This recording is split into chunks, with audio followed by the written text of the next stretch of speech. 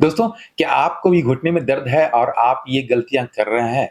मैं जानता हूँ कि घुटने के दर्द में आप एक्सरसाइज़ ज़रूर कर रहे हैं, लेकिन कुछ-कुछ गलतियाँ होती हैं जो हम डेली बेसिस पे घर में करते रहते हैं, जिसकी वजह से हमें जितना रिज़ल्ट मिलना चाहिए, उतना रिज़ल्ट नहीं मिल पाता है। तो आज मैं इस वीडियो के माध्यम से आपको 9 ऐसे गलतियों के बारे में बताएँगे, उसको अगर आप अप्लाई कर लिए या उसको आप अवॉइड कर लिए, तो हो सकता है कि आप अपने घुटने के दर्द को 100% घर बैठे ही ठीक कर सकें, एक्सरसाइज़ करके। क्योंकि जब हम एक्सरसाइज़ करते हैं, तो हो सकता है कि उस दौरान अगर हमें नहीं मालूम है, तो हम कुछ गलतियाँ भी करने लगते हैं, तो उसे हमें अवॉइड करना चाहिए। तो वीडियो को बिल्कुल अंत तक देखिएगा और इसे ज़रूर अवॉइड कीजिएगा। अवॉइड होने लायक है तो अवॉइड करेंगे, लेकिन अगर अवॉइड नहीं कर सकते हैं, तो किस काम को हम कैसे कर सकते हैं घुटने के दर्द के क्रम में, तो वह भी बताया हुआ है। तो इस वीडियो को बिल्कुल अंत तक देखिएगा और सभी बातों पर ज़रूर ध्यान दे करके अप्लाई कीजिएगा और एक्सरसाइज़ जो कर रहे हैं, तो वो करते रहिएगा। तो मैं समझता हूँ कि 1 महीना, 2 महीना होते-होते आप अपने घुटने के दर्द को 100% ठीक कर। नमस्कार दोस्तों, मेरा नाम डॉक्टर मुकेश कुमार और आप देख रहे हैं संजीवनी हेल्थ सॉल्यूशन। आज की वीडियो में हम ऐसे 9 गलतियों के बारे में बताएँगे, जो डेली बेसिस पर हम कर रहे होते हैं और हमारे घुटने का दर्द और बढ़ रहा होता है। उन गलतियों में सबसे पहला गलती जो है, वह है हमारा मॉर्निंग वॉक पे जाना।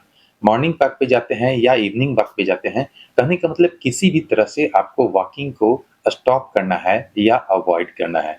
क्योंकि जब हमारा बॉडी वेट ज़्यादा होता है, तभी हमारे घुटने में प्रॉब्लम शुरू होती है और उस दौरान अगर हम उसका और ओवर यूज़ कर रहे होते हैं, तो हमारा घुटना दर्द और भी बढ़ता जाता है और फिर अंत में हमें रिप्लेसमेंट के अलावा कोई सुझाव नहीं मिल पाता है। दोस्तों, इसको सुधारने के लिए हम वही कर सकते हैं कि इसे हम कंप्लीटली अवॉइड कर सकते हैं।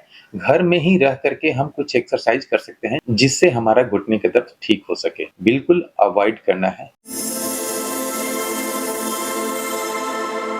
दोस्तों, इसमें दूसरा जो गलती होता है, वह मैक्सिमम लोग किया करते हैं, वह होता है सीढ़ियाँ पर चढ़ाई करना और उतरना। मैं ये नहीं कह रहा कि हाँ, बिल्कुल नहीं चढ़ना चाहिए, नहीं उतरना चाहिए, लेकिन मैं अगर बार-बार सीढ़ियाँ पर चढ़ रहा हूँ और उतर रहा हूँ, तो हमारे घुटने पर और डबल लोड पड़ रहा है, जिसकी वजह से हमारा एक्सरसाइज का सही बेनिफिट नहीं मिल सकता है। दोस्तों, घुटने के दर्द में अगर हमें सीढ़ियाँ चढ़ने की ज़रूरी है, मजबूरी है, तो हम कैसे चढ़ेंगे? जिस घुटने में प्रॉब्लम नहीं है, उस घुटने को हम आगे बढ़ाएँगे। सपोज़ करें कि मेरा लेफ्ट घुटना में प्रॉब्लम ज़्यादा है, दर्द उसमें ज़्यादा रहता है, तो हम राइट घुटना को ऊपर चढ़ाएँगे, ठीक है? इस तरह से और रेलिंग पकड़ लेंगे, क्योंकि रेलिंग पकड़ लेंगे तो हमारा कुछ भाग रेलिंग पर भी रहेगा, तो हमें सहायता भी मिलेगी। इस पैर को चढ़ाया, उसके बाद फिर जब प्रॉब्लम वाले पैर को पीछे से लाएँगे, फिर राइट को, फिर प्रॉब्लम वाले पैर को पीछे से, फिर राइट, फिर प्रॉब्लम वाले पैर को पीछे से। लेकिन अब सपोज करें कि मेरे दोनों पैर में बहुत ज़्यादा दर्द है, हम नहीं चढ़ सकते हैं, तो हमें स्टिक का सहारा लेना पड़ेगा। स्टिक में जो 4 पाया वाला स्टिक होता है, उस चीज़ का सहारा लेंगे, उस पे रखेंगे, एक रेलिंग भी पकड़ेंगे और उस स्टिक का भी उपयोग करेंगे और उस पैर को हम आगे बढ़ाएँगे जिस पैर में प्रॉब्लम हमारा कम है। ठीक है? इस तरह से जिसमें प्रॉब्लम कम है उसको हम आगे बढ़ाएँगे और स्टिक से भी सहारा लेंगे।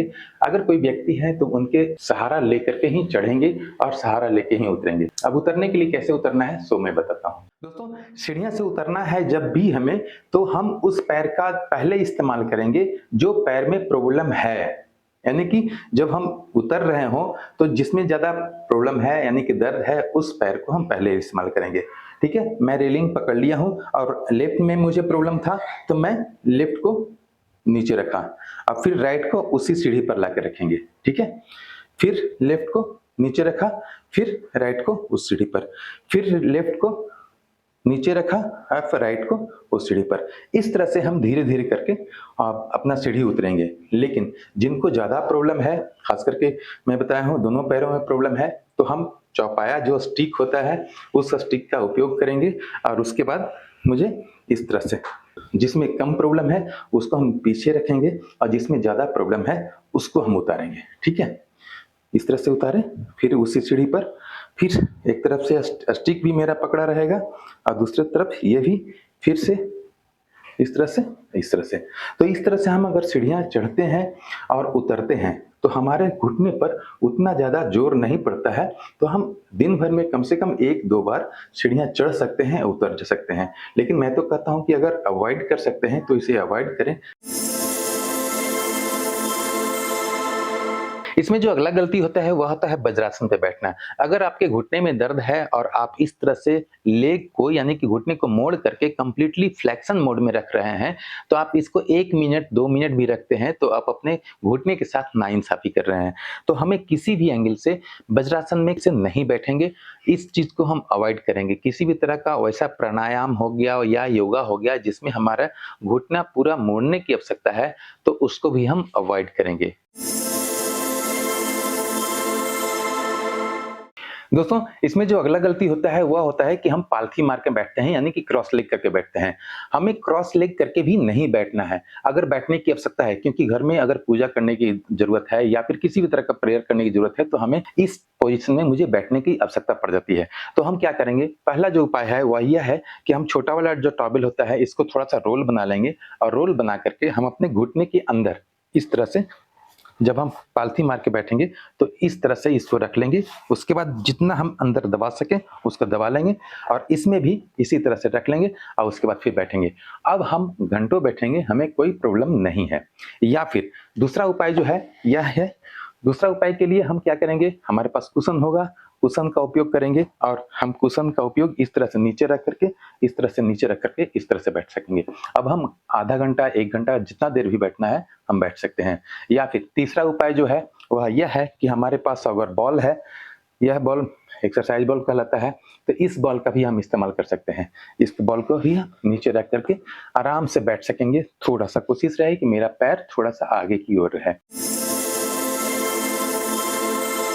दोस्तों, जब भी हम कुर्सी पर, टेबल पर बैठते हैं, काम करने के लिए ऑफ़िस में जाते हैं, तो हमारा एक सबसे बुरी हैबिट क्या होती है कि हम अपने पैर को अपने कुर्सी के पीछे कर लेते हैं। जब भी अब हम आगे झुक कर के काम करते हैं, तो पैर मेरा इस तरह से रहता है। बहुत सारे लोगों को देखा हूँ मैं, क्योंकि किसी-किसी का रिवॉल्विंग चेयर होता है, तो उसमें भी पैर पीछे हो जाता है।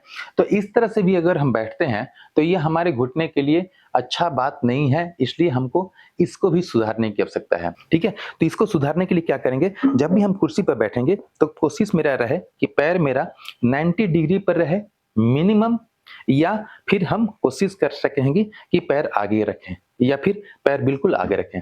हमें आगे झुकना भी है तो हम इस तरह से रह करके अपना काम कर सकेंगे। घंटा 2 घंटा जब भी बैठना है तो हम पैर को बिल्कुल आगे रखेंगे, ना कि पीछे रखेंगे।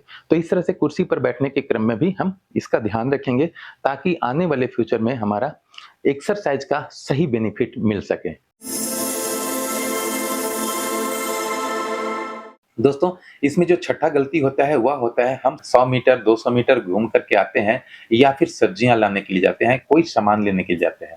तो उस दौरान भी हमारे हाथों में 5 किलो से लेकर के 7 किलो या 10 किलो का सामान अगर हाथ में रहता है तो उस समय भी हमारे घुटने पर भार ज़्यादा पड़ने लगता है, जिसकी वजह से और घुटने का प्रॉब्लम बढ़ने लगता है। तो अगर हम थोड़ा बहुत 100-200 मीटर चलते भी हैं, तो इस दौरान हमें किसी भी तरह का सामान लेकर के नहीं चलना है, इसका भी हमें ख्याल रखना होगा।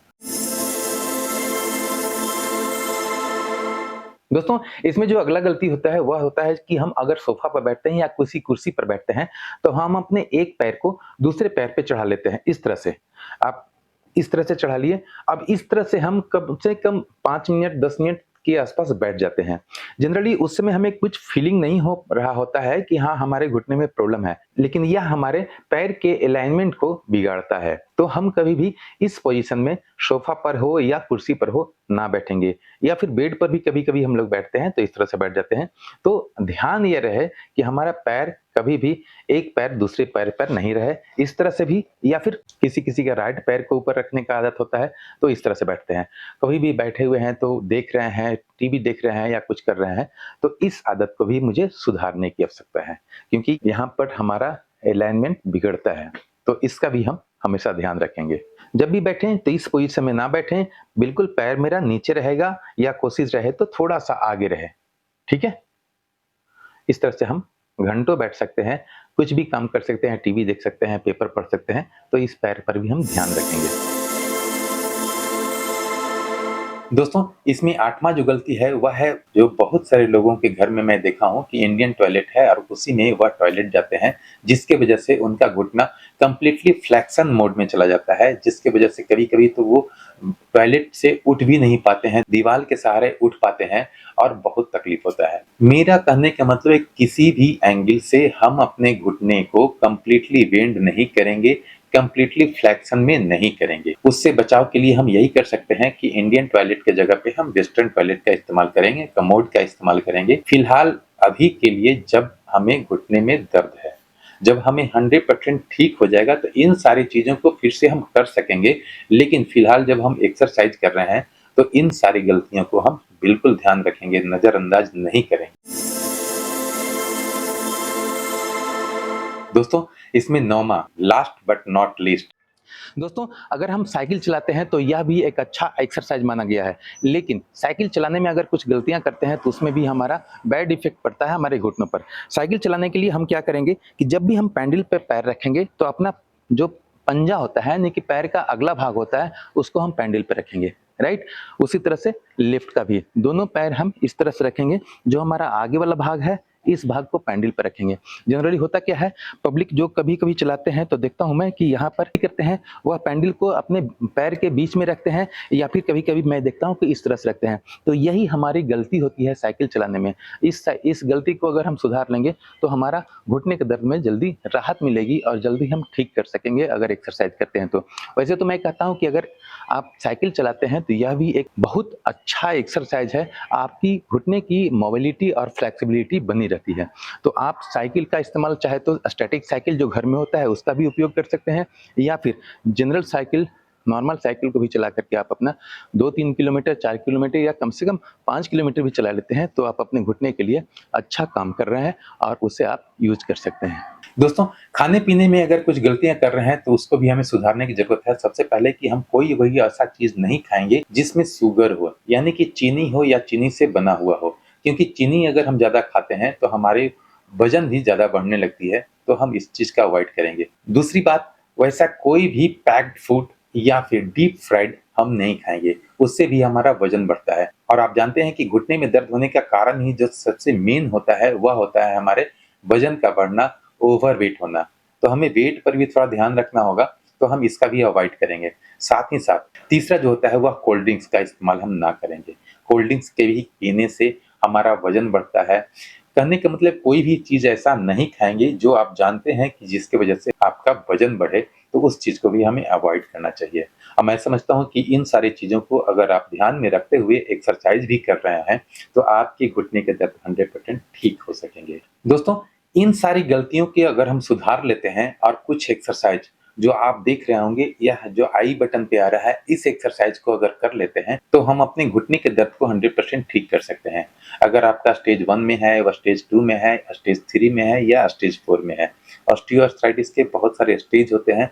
किस स्टेज में आपका है वह कभी आप डॉक्टर से मिले होंगे तो आपको बताए होंगे। अगर नहीं मिले हैं तो आप अपना एक्स-रे अगर करवाए हैं, तो मैं डिस्क्रिप्शन बॉक्स में एक लिंक दे रहा हूँ जिसमें कि यह बताया हुआ है कि कौन-सा एक्स-रे को हम किस ग्रेड में रखते हैं। तो उस वीडियो को भी देख लेंगे, तो आपको पता चल पाएगा कि आपका कौन-सा स्टेज में है ऑस्टियोआर्थराइटिस। उसके हिसाब से उस वीडियो में एक्सरसाइज़ भी बताया हुआ है, उसे आप देख लेते हैं, तो आप अपने घुटने के दर्द को 100% ठीक कर सकते हैं। क्योंकि सबसे पहला हमारा काम होता है कि हम अपने घुटने के दर्द का फाइंडिंग करना, डायग्नोज़ करना कि कौन-सा प्रॉब्लम है। अगर ऑस्टियोआर्थराइटिस है, तो कौन-सा ग्रेड में है और किस ग्रेड में कौन-सा एक्सरसाइज़ करना चाहिए। सारी लिंक मैं डिस्क्रिप्शन बॉक्स में दे रहा हूँ ताकि आप अगर चाहते हैं कि अपने घुटने के दर्द को 100% ठीक कर सकें, तो यह जो मैं 9 गलतियाँ मैं सुधारा हूँ, उस पर आप ध्यान देंगे और ऑस्टियोआर्थराइटिस के ग्रेड के हिसाब से अगर आप एक्सरसाइज करेंगे, तो आप अपने घुटने के दर्द को 100% ठीक कर सकें। दोस्तों, उम्मीद है वीडियो अच्छा लगा होगा। वीडियो अच्छा लगा तो वीडियो को लाइक करें, सब्सक्राइब करें अगर चैनल पर नए हैं तो, और इस वीडियो को ज़्यादा से ज़्यादा लोगों तक शेयर करें क्योंकि मैं जानता हूँ घुटने के दर्द से हर एक दूसरा घर में एक न एक पेशेंट ज़रूर है, तो उनको भी आप सहायता पहुँचा सकते हैं। मिलते हैं अगले वीडियो में, तब तक के लिए जय हिंद, जय भारत।